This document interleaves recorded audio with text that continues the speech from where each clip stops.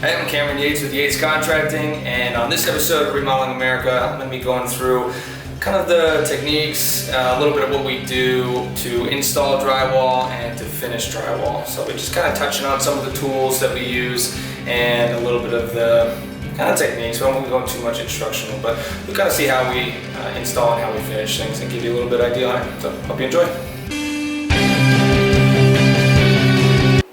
Hey, I'm Cameron, Yates Contracting, and this is Remodeling America. We're talking about drywall today. So on this project that we're on right now, most of the drywall has been installed.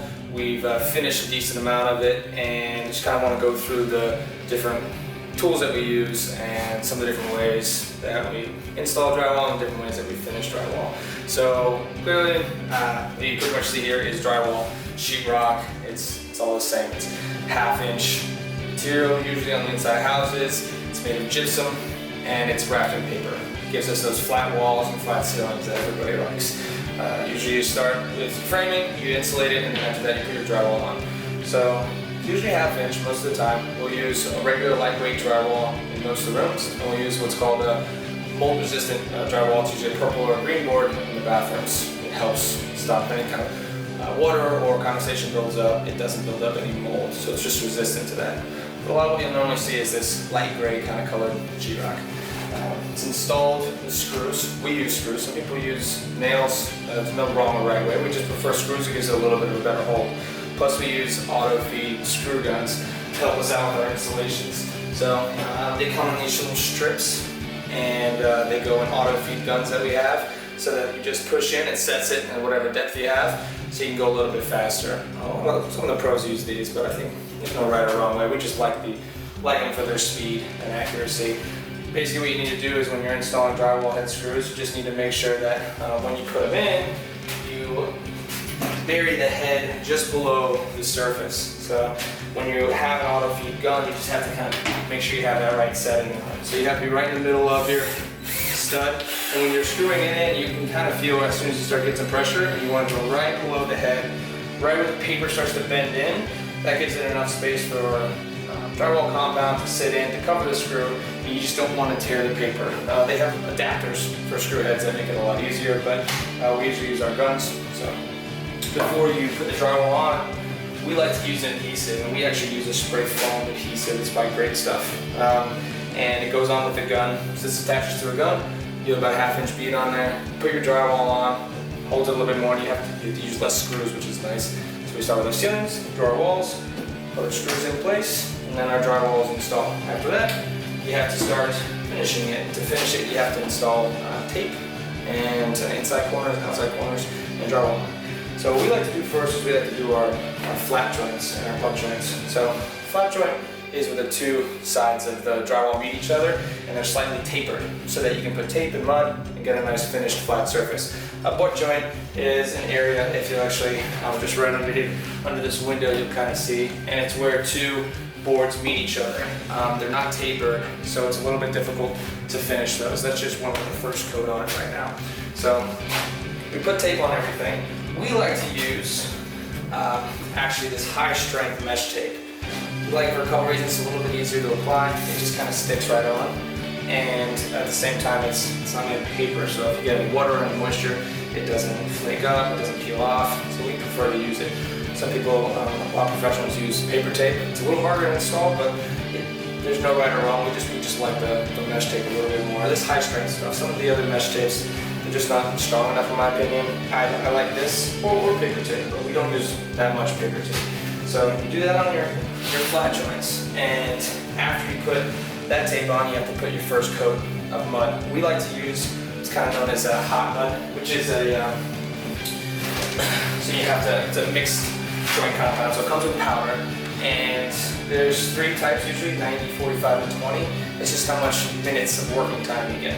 So we like to use a 90-minute mud. It dries a little bit harder than regular drywall compound, so we like to use it for our first coat because it dries harder, dries faster, and the pain is you do have to mix it up before you use it in small batches, so you don't go through too much. And we usually apply that with a mud pen. Your first coat, you'll use a mud pen, and you'll use a 6-inch knife, and usually like an 8-inch joint knife. So you kind of apply your apply the mud on there, and then it's nice to kind of smooths it all the way across.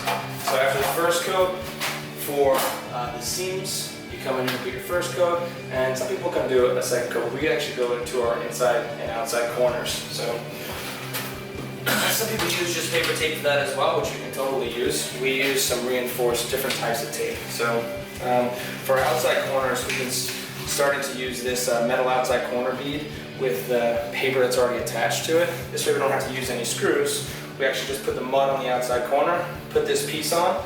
We use this called an outside corner roller, which is this, which then kind of rolls it nice and smooth into place, pushes out excess compound, and then you just have to finish both sides of it. So that's what we do with our outside corners. Our inside corners, we use one of two things. We also like this. It's another type of metal that's infused with paper on the top. That gives us just a nice inside corner. And it's kind of the reverse. You put the mud on, and this goes in the inside corner. And you use what's called an inside corner roller, which is this little guy that rolls all the mud out, gets it nice and straight. You hit it with a 6-inch knife on the other side, and then it's good to go. So, and we'll also sometimes use, there's no AC in here obviously, but we'll also sometimes use this, which has got, I think it's called sure corner. It has paper, and it has the metal strips on the inside, so you kind of bend it to whatever angle you want, but you can do longer runs, and you can do offset 45s or 135-degree angles, so we use that as well.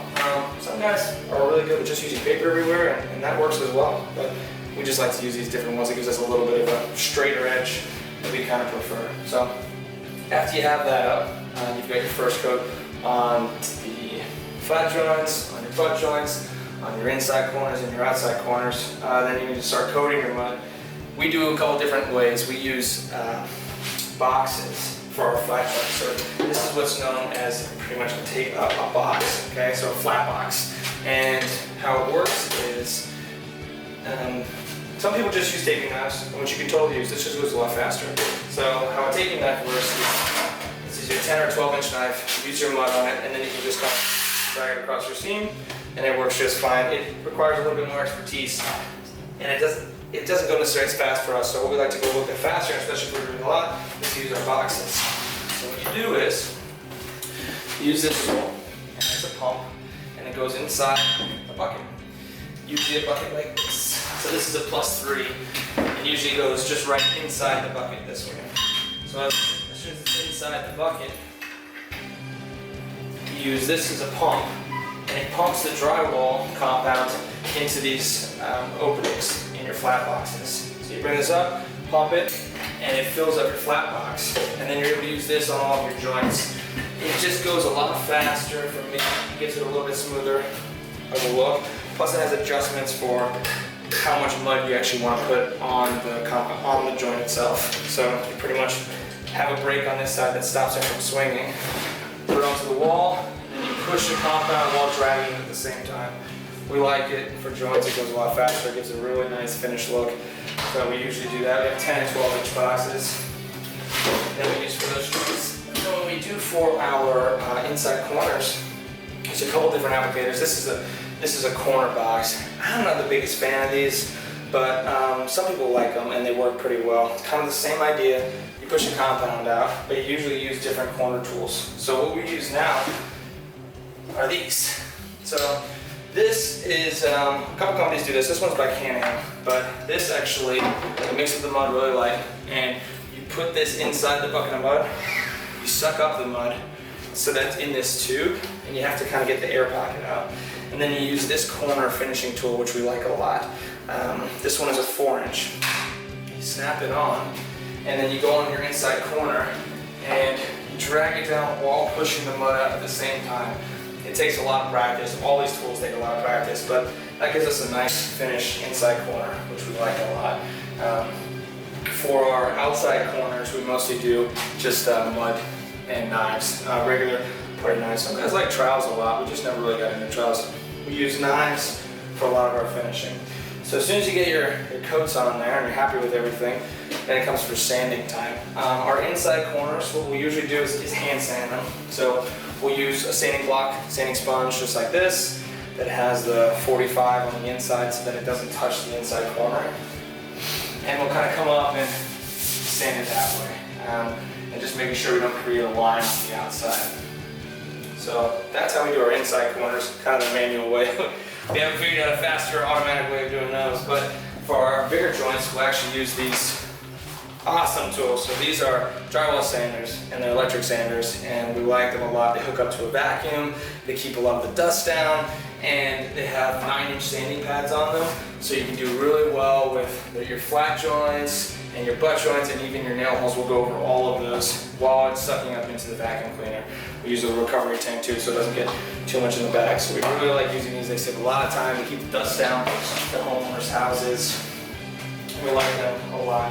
But when you're doing spot sanding, we also just like the manual version. So it comes with a 9-inch sanding pad on the end of it, but gives you a little extra reach. So if you're coming to just sand one spot, it's a lot easier to use than going up on a ladder and sanding with your hand. So for also, one last little tool is the spot nailer. So we didn't use it a lot in this room. We just used it with a 6-inch knife and just regular compound. But what you do is you fill it the same way, and you actually run over just the nails that you have. And it puts a small line of mud. This one's a 3-inch one. Puts a small line of mud and fills in all your nail holes. So it goes a lot faster than just doing it by hand. So we like this tool as well. So this is just a slew of tools, a lot of different options. Things that work for us. Some people use different things. Some people just use knives, and it works just fine for them. There's no right or wrong, but this is kind of how we try to let the projects go a little bit faster. Gives us a little bit of a better finished product, we believe, and it's gives us a little higher quality product. A lot of these things are relatively expensive. They're not necessarily made for the homeowner. You'll mostly, if you're a homeowner, you'll mostly just be using a mud pan and a knife to do a lot of this. But this is what we do since we have a lot of drywall that we finish. So it's just a little touch on drywall and how we install it, and a little bit how we finish it. I just touched on a lot of tools. I know there's a lot of different questions that some people might have, or different ways that they're used, but just gives you a little bit of an idea. So I'm Cameron with Yates Contracting, and if you like the video, if you just subscribe to the channel, hit the bell for notifications, and you'll get a notification every time I post a new video. So thanks for watching, and this is Remodeling America.